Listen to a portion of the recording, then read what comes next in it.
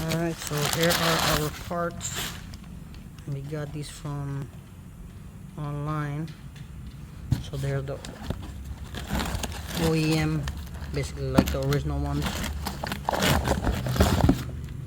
As you can see. Let's open this whole box.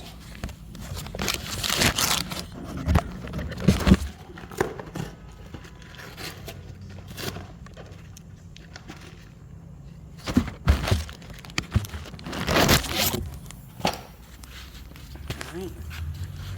Here are the brake sensors that we'll be putting in. I didn't have one, but I'll be putting one in on each side probably. And new.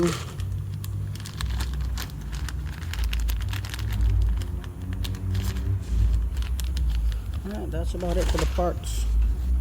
So I'll make another video once I'm done finishing it all up.